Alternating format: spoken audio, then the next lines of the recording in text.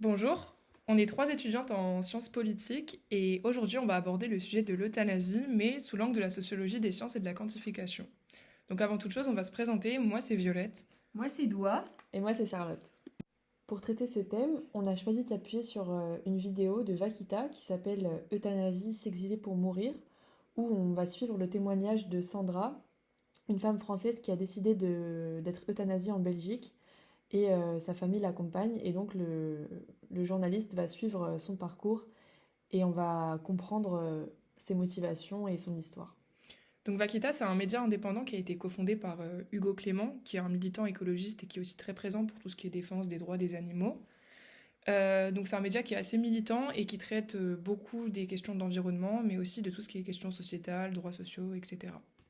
Pour réfléchir donc à cette thématique, on s'est posé la question de comment les mobilisations autour de l'euthanasie révèlent-elles les tensions entre expertise médicale, enjeux politiques et savoir citoyen dans la définition légitime de la fin de vie. Donc pour commencer, c'est important de préciser que l'euthanasie, ça n'a toujours pas été légalisé en France. C'est une question qui fait énormément de débat, mais surtout qu'il y a des pays voisins en fait qui ont légalisé cette pratique, comme la Suisse ou la Belgique. Donc nous, notre idée aujourd'hui, c'est essayer de comprendre un peu les tenants et aboutissants de ce débat. Doua, peut-être que tu veux commencer par nous faire part un petit peu de tes recherches et de ce que tu as pu trouver. Oui, Violette. Alors, de nos jours, la médecine occupe une position privilégiée dans la définition de ce qu'est une bonne mort, mais ce monopole est aujourd'hui fragile en France. Donc, malgré les débats récurrents, l'euthanasie active reste illégale et seules les pratiques de sédation profonde et continue jusqu'au décès sont encadrées par la loi Leonetti de 2016. Donc, juste pour clarifier ce que c'est la sédation profonde, c'est le fait d'endormir complètement le patient, c'est-à-dire le plonger dans un sommeil artificiel de façon continue, donc on ne le réveille pas, jusqu'à ce que la mort arrive naturellement, donc sans la provoquer directement, mais sans prolonger non plus la vie. Donc là, tu me dis qu'en fait, les médecins, ils peuvent soulager la souffrance, même si ça accélère indirectement la mort, d'une certaine façon. Oui, tout à fait.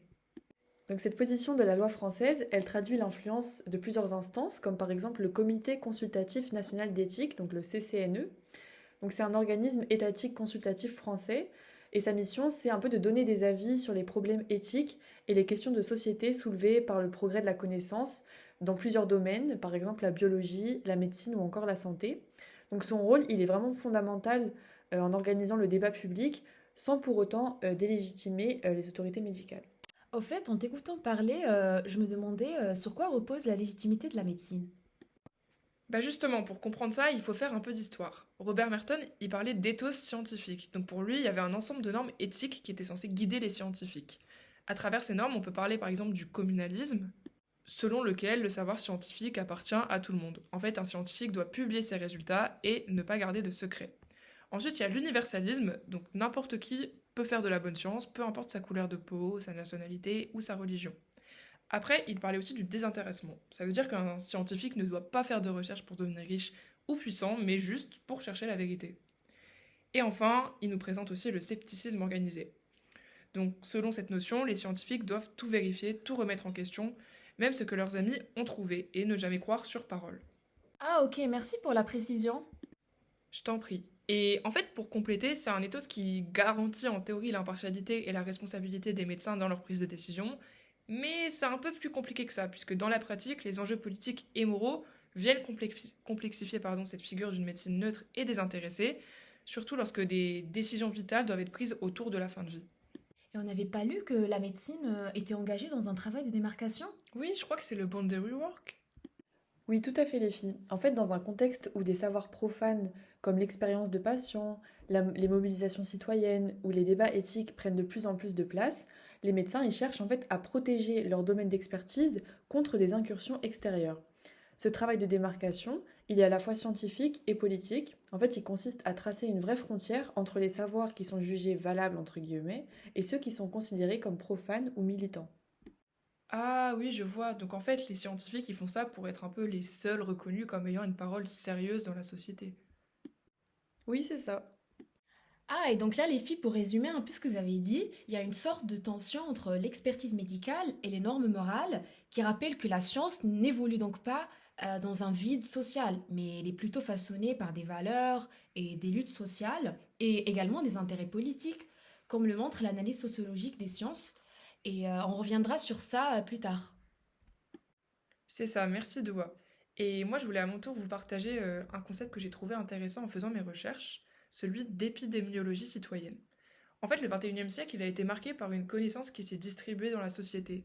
On parle de sacre du citoyen avec une production du savoir qui n'est plus perçue comme réservée uniquement aux scientifiques. Du coup, l'épidémiologie citoyenne, ça désigne une forme de production de savoir sur la santé qui est portée par des citoyens, des patients ou même des associations.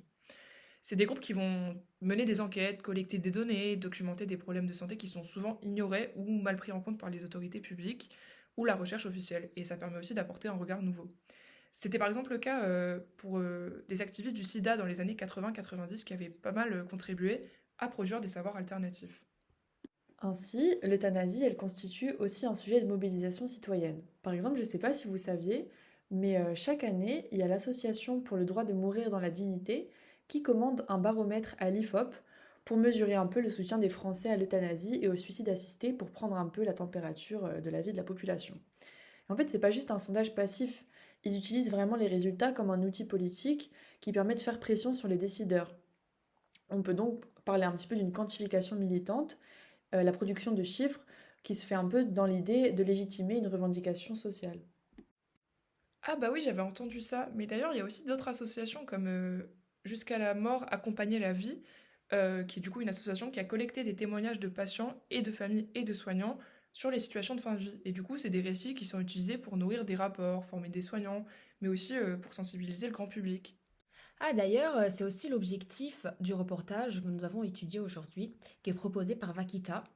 Et en filmant l'histoire de Sandra, qui met donc en avant la souffrance dans laquelle certaines personnes qui sont atteintes de maladies chroniques ou autres vivent et explique que chacun doit pouvoir disposer de son corps dans ce genre de situation et donc avoir le choix de mettre fin à ses souffrances d'une façon légale. Dans le reportage, on a vu aussi le rôle des proches. Leurs témoignages ont aussi un impact et peuvent donc pousser les décideurs à reconnaître les voix des familles dans les parcours de fin de vie. Par exemple, il y a le mari de Sandra qui dit elle ne peut plus vivre comme ça. La parole de ses proches vient aussi donc mettre en lumière les limites des soins qui sont apportés notamment face à des pathologies ou maladies chroniques. Et dans d'autres cas, peut aussi être évoqué les limites des soins palliatifs. Ça permet aussi d'insister sur l'ambiguïté des décisions médicales entre acharnement thérapeutique et accompagnement. Ah ok, bah merci pour tes précisions, Doua. Mais d'ailleurs, c'est important de nuancer parce que les militants anti-euthanasie contribuent aussi à la production scientifique. Par exemple, ils produisent des contre-expertises pour répondre aux enquêtes qui sont favorables à l'euthanasie. C'est souvent le cas quand il y a des rapports d'ONG pro-euthanasie qui sortent. Les mouvements anti publient leurs propres rapports pour montrer, donc chiffres à la pluie, que la souffrance peut être soulagée autrement et qu'il existe des risques d'abus dans les pays qui ont légalisé l'euthanasie. Ah oui, donc on voit vraiment que la science moderne, elle a vraiment vocation à s'ouvrir aux profanes et ça casse un petit peu le mythe de la science qui est uniquement destinée aux experts. D'ailleurs, j'avais vu qu'on pouvait parler du terme de patient expert, à qui on peut reconnaître l'expérience comme une forme de connaissance. Et donc le rôle, il est éminemment politique. Les sociologues des sciences, ils insistent par ailleurs sur l'idée que le travail scientifique, c'est une activité collective et que quand on produit une nouvelle connaissance, bah, on le fait en fait à partir de ce qui nous a été légué. Et donc ça rassemble une grande diversité d'acteurs. Ah, mais du coup, ça veut dire que la question de l'euthanasie, au final, c'est une question qui est extrêmement politique s'il y a une grande diversité d'acteurs. Bah oui, parce que la mort, et plus précisément la question de la fin de vie assistée, aujourd'hui, n'est plus seulement un sujet réservé aux médecins et aux familles, mais elle devient un objet de débat public et politique, qui mobilise des acteurs variés comme les citoyens, les associations, institutions, les scientifiques et également les responsables politiques. Mais d'ailleurs, il n'y avait pas eu une convention citoyenne sur la fin de vie il y a 2 ans? Oui, exactement. En 2023, en fait, 184 citoyens ont été tirés au sort et réunis pour réfléchir collectivement à l'évolution de la loi française concernant l'aide active à mourir. Donc c'est une démarche qui s'inscrit dans une dynamique de démocratie participative où il ne s'agit pas uniquement de consulter des experts techniques, mais aussi de faire participer des citoyens ordinaires, entre guillemets, à des décisions qui touchent aux grands enjeux éthiques et sociétaux. Donc, à travers cette convention, on observe une politisation d'une question qui est assez intime, celle du droit à mourir dans la dignité. La fin de vie devient ainsi un sujet politique légitime, débattu publiquement, et non plus une question qui est exclusivement médicale. Mais il n'y a pas eu des travaux qui ont approfondi ça? Oui, effectivement, Doua. En fait, cette évolution, elle illustre ce que par exemple Bruno Latour et Michel Foucault, ils ont analysé, la frontière poreuse entre la science et la politique. En fait, depuis les années 60-70, avec le tournant critique porté par des penseurs comme du coup Foucault, l'école de Francfort ou Illich par exemple, une remise en question majeure de l'idée de la science neutre et purement progressiste s'est imposée. En fait, on a compris que la science, elle est traversée par des valeurs, des conflits d'intérêts et des rapports de pouvoir. C'est pas seulement un espace de savoir objectif, mais c'est aussi un terrain où s'exercent des luttes sociales et politiques. Donc dans cette logique critique, donc des chercheurs, donc par exemple Michel Foucault, ils ont mis en évidence que le savoir produit du pouvoir et que les choix scientifiques, ils sont liés à des enjeux politiques. Donc la question de l'euthanasie, c'est pas seulement un débat médical, mais c'est aussi un débat de société sur les valeurs. On peut se poser la question, qu'est-ce qu'une mort digne? Qui décide de la valeur d'une vie? Et aussi jusqu'où peut aller en fait l'intervention médicale? Ah, donc, dans ce contexte, on peut clairement parler d'une institutionnalisation des sciences citoyennes, à travers des dispositifs comme les conventions citoyennes ou les boutiques des sciences, qui sont donc des structures qui existent, surtout dans certaines universités, et qui servent de pont entre la recherche universitaire et la société civile. On cherche à ouvrir la science à la participation démocratique, à reconnaître que les citoyens ont aussi leur mot à dire sur des sujets hautement techniques et éthiques. Et pour faire le lien avec le documentaire qu'on a choisi, où Sandra se rend en Belgique pour être euthanasiée, on voit concrètement cette volonté de faire entrer l'intime dans la sphère publique. Son témoignage n'est pas seulement une histoire personnelle, c'est aussi une mobilisation politique, puisqu'en fait elle rend visible ce que beaucoup de gens vivent dans le silence, et elle interpelle l'opinion publique et les législateurs. Son choix de mourir dignement, entouré de ses proches, devient un acte politique au sens fort, en venant questionner l'organisation de notre société, le rapport entre l'individu, la médecine et l'État, et en exposant son expérience, elle participe à la construction d'un savoir collectif sur la fin de vie, un savoir qui n'est pas réservé aux experts, mais qui part de l'expérience vécue. Donc pour revenir à l'approche de Latour et des chercheurs en microsociologie des sciences de manière plus générale, ce type de témoignage, il contribue en fait à dénaturaliser la manière dont on perçoit la mort médicalisée. Il révèle des choix politiques, économiques et sociaux qui sous-tendent les pratiques médicales et ça nous invite donc à considérer un peu la science non pas comme une vérité imposée, mais véritablement comme une construction sociale qui est toujours ouverte au débat. Et je me demandais, est-ce qu'il y a un impact de la religion sur cette question? Effectivement, Violette, cette question qui touche à l'affect et à la question intime peut aussi être guidée par des valeurs éthiques comme la religion.